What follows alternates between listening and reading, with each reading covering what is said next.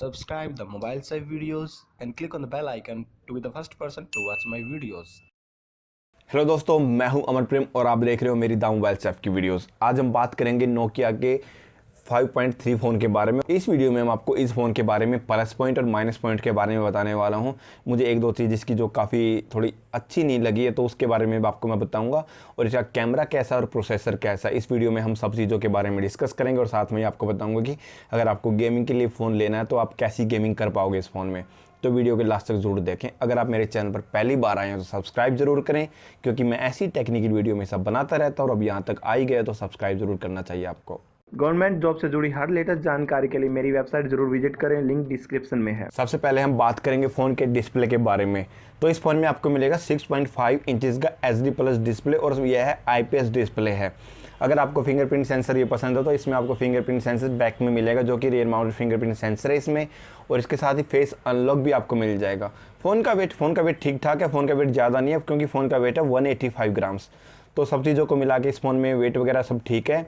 और HD में अगर यहाँ पे डिस्प्ले दिया गया तो मुझे चीज़ अच्छी नहीं लगी, क्योंकि इसका प्राइस के हिसाब से फुल HD में डिस्प्ले एटलीस्ट होना चाहिए था यहाँ पे। अगर ये यहाँ पे 15,000 में भी HD+ डिस्प्ले दे रहे हैं तो मुझे थोड़ा नेगेटिव पॉइंट लगा है। और इसके साथ ही इसमें आपको मिलेगा डेडिकेटेड सिम कार्ड स्लॉट, जहाँ पे आप 2 सिम कार्ड के अलावा एक मेमोरी कार्ड भी यूज़ कर सकते हो। अगर फ़ोन के कैमरा के बारे में बात करें तो इसमें आपको मिलेगा क्वाड रियर कैमरा का सेटअप। पहला कैमरा है 13 मेगापिक्सल का, जो कि इसका मेन कैमरा होने वाला है। दूसरा कैमरा है 5 मेगापिक्सल का, जो कि एक अल्ट्रा वाइड एंगल लेंस होगा। और तीसरा और चौथा कैमरा 2-2 मेगापिक्सल के डेप्थ सेंसर और वहीं मैक्रो लेंस। और इसके साथ ही अगर सेल्फी के लिए आप कैमरा ले रहे हो तो सेल्फी के लिए इसमें आपको मिलेगा 8 मेगापिक्सल का सेंसर। अगर इस फोन के कैमरा डिपार्टमेंट के बारे में बात करूं तो 48 मेगापिक्सल तक कैमरे भी आपको 13, 14, 12 हज़ार तक आपको देखने को मिल जाते हैं। और कुछ फोन तो ऐसे हैं जहां पे 8-9 हज़ार में भी आपको 48 मेगापिक्सल देखने को मिल जाता है। अगर फोन के प्रोसेसर के बारे में आपको बताऊं तो इसमें मिलने वाला है आपको स्नैपड्रैगन 665 प्रोसेसर।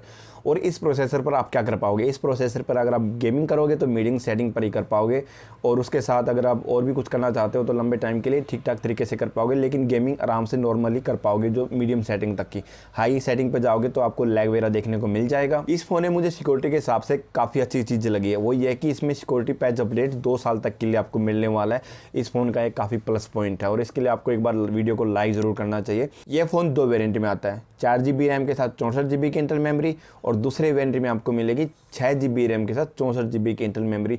और इसका यूज़र इंटरफेस भी मेरे को काफ़ी अच्छा लगा, क्योंकि इसमें आपको मिल रहा है Android 1 और साथ में इसमें आपको मिलेगा Android 10 का सपोर्ट, जो कि काफ़ी अच्छी चीज़ है। इसके साथ इस फोन में आपको ऐड वगैरह देखने को नहीं मिलेंगी। अगर फ़ोन के एक्स्ट्रा फीचर्स के बारे में आपको बताऊं तो इसमें आपको वाइड 1 L1 का सपोर्ट भी मिल सकता है। और वहीं पे साथ में इसमें मुझे एक अच्छी चीज़ ये लगी कि इसमें आपको नोटिफिकेशन लाइट मिल जाएगी।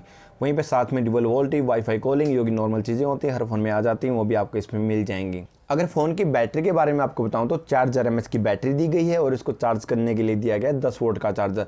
लेकिन इतने प्राइस तक अगर आप दूसरे फ़ोन लेते हो तो आपको 18 वोल्ट का चार्जर आजकल मिल रहा है। तो मुझे चार्जर के हिसाब से थोड़ा माइनस पॉइंट लगा, क्योंकि यहाँ पे 18 वोल्ट का चार्जर दे देते तो इस फ़ोन को थोड़ा अच्छा बना देता। लेकिन यहाँ पे 10 वोल्ट का ही चार्जर है, तो आपको उसी से काम चलाना पड़ेगा। USB-C टाइप का सपोर्ट मिल जाएगा। 3.5 का हेडफोन जैक भी इसमें आपको देखने को मिल जाएगा। इस फोन के जो बॉक्स में आपको एक अच्छी चीज़ ये मिलेगी, आपको मिलेगा ईयरफोन। लेकिन जो ईयरफोन की क्वालिटी है वो नॉर्मल होती है, जो कि आपको पता है नोकिया वाले जो ईयरफोन पहले पुराने से आते थे तो कैसे होते थे, वो ऐसे ही आपको ईयरफोन में आपको इसमें मिल जाएगा। अब हम बात करते हैं फ़ोन के प्राइस के बारे में। अगर फ़ोन का प्राइस मैं आपको बताऊं तो 4GB रैम के साथ 64GB इंटरनल मेमोरी वाले फ़ोन की कीमत होने वाली है 13,999 रुपये। और वहीं पे 6GB रैम के साथ 64GB इंटरनल मेमोरी वाले फ़ोन की कीमत होने वाली है 15,499 रुपये।